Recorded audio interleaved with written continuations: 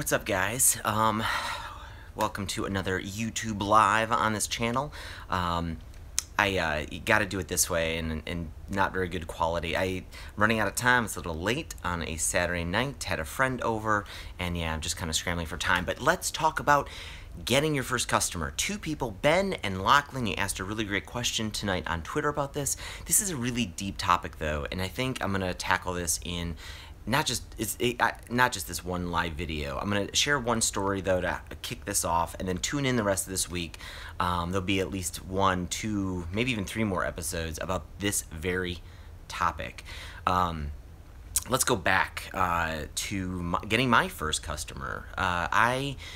So I started this business, Inkling. It was at inklingmarkets.com. You can still go there today. It's still a business that got acquired by my old partner into another business. But there's other Inklings out there, but we were one of the first Inklings. And we were part of Y Combinator in 2006. It was the second batch of Y Combinator ever, the first one that was out in Silicon Valley. Very different than it is today. It was interesting. You know, we were building prediction markets, these tools to help kind of gather the wisdom of the crowd. And it was I can talk a lot more about that experience another time, but I mean, we were just, pretty young. We were in our 20s, and we were, building the software, and we didn't have any customers. We quit our jobs, joined Y Combinator. We had 0 customers. Today, Y Combinator is kind of maybe looking for a little bit more traction to start with. We had nothing yet. I had maybe like a little rough demo I had created, a little prototype I had kind of crafted in like a week or 2. And that's what we went, showed them. So we had nothing. And so in the course of moving out to Silicon Valley and working on this project, we had to get those first customers. The very first customer was a guy I had seen. I had just emailed some random guy I had seen. I think he'd either maybe gotten a TechCrunch mention or a Mashable mention about how they were creating a company that they were going to kind of their own effort at gathering the wisdom of the crowd, and they were going to ask a bunch of people to vote on or gather ideas on, and they were going to make these businesses, a lot of different businesses. They were going to basically crowdsource business ideas. It was like kind of like a Y Combinator type thing for just software apps kind of thing. And I just emailed him. I'm like, out of the blue, right? I mean, he's getting mentioned in the press, and I just emailed him out of the blue, the founder of this company. I'm like, hey, I dig what you're doing. You want to maybe just chat? We're doing this prediction market thing. Maybe there's some partnership or something we can discuss. It was just as loose as that. But then when we started talking about it, I mean, they were building a ton of software to kind of fuel this business. The core of the voting and how they were going to gather the wisdom of the crowd, that wasn't exactly their secret sauce. I mean, they were basically building, though, this community to create businesses. I mean, that was their business. So they were looking for to kind of level up and get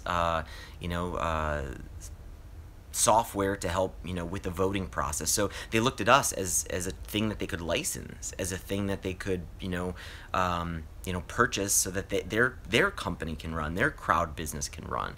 And so all that was, I mean, I think there's at least a couple lessons you can take from this. I mean, that turned into that one just random email to some random person who I saw who might take an interest in what we're doing, turned into about a $35,000 deal for us, which back in, that was huge. I mean, back in those days, Y Combinator was only about $18,000 of an investment. So $35,000 was like insane lifeblood to us as a business.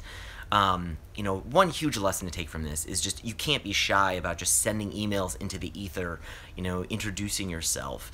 I was maybe a little bit nervous about that, but I had already gotten so much training working at Accenture, where I started my career after college, just emailing people out of the blue, random ideas that I thought could improve Accenture's clients. I just have gotten so good at sending myself out there, and I don't care what happens. I mean, look at this YouTube channel. I just put videos of me, even in 780p right now on this crappy iPhone connection, but I'm doing it anyway, and I'm hoping somebody gets something out of it. I hope, I get stuff in return, but that's these emails. Like, I keep sending emails into the ether, introducing myself, introducing my ideas, seeing if somebody wants to make some kind of connection with me, and that's all it took. And someone bit, and it became a relationship, became something kind of lucrative for us. Another big thing I think to take from that is doing that kind of deal with that guy wasn't our main business. And this may go a little bit against the whole like, well, that's not how you do lean startup, where you gotta like, you know, call up your customers and your exact targeted customer, prove your hypothesis. Sure, but when you have got $0 in the bank account and your business needs to survive and you guys have no jobs, you do what it takes. And doing a deal with this guy was about doing what it takes. Like, we weren't in the business of just kind of licensing our software to other software companies. That wasn't proving any hypothesis. This was simply finding someone I thought who could use this thing and doing a deal so that our company had money to invest for the future of figuring out all the rest. You know, we wanted to sell ourselves to a lot of other types of companies, but this was not at all what a deal would look like in our heads. But we did it anyways. And I think a lot of people need to kind of take that lesson and apply it to their startups, where I know everybody wants to, like, you want to, you know, go to Stripe and put out a credit card form and go find your users wherever, and maybe you do a little bit of cold calling, or, you know, you go on Product Hunt and you hope a bunch of people are going to sign up for your thing. And maybe they do. God bless, you know, that's awesome. But when you need money, you gotta go and go through maybe some extra effort, even if it's to do deals that make you, you know, like, well, I don't really want to do this. Like, we were kind of doing this deal to promote this other person's company. You know, is it really going to benefit us that much besides, like, you know, giving us this little bit of money? But it was, and we did other deals like this too. We did a deal with Abbott Pharmaceuticals, you know, we did that. You know, again, it was a really weird deal. They needed to license our software. You know, we were a software as a service, but because of the rigmarole of being you know, this crazy corporate entity that Abbott Pharmaceuticals was, they needed to license our tech, and we had to ship them the software so that they could run in their data center. Huge pain in the butt. I mean, like, oh my gosh, like a lot of countless evenings trying to figure out how to give them a packaged thing that could run on their own servers when we want to be a SaaS company. But again, it's one of those things, you bite it and you do it because they gave us a bunch of money and we could use it to actually power the real ideas that we want to create and turn our business into. And so I think a lot of us need to open up our eyes, like, well, yeah, like, hey, yeah, I want to make this thing, but maybe I need to think about what the enterprise version is so I can get a big deal done and get some money so I could hire somebody to take my business to the next level that's in my head.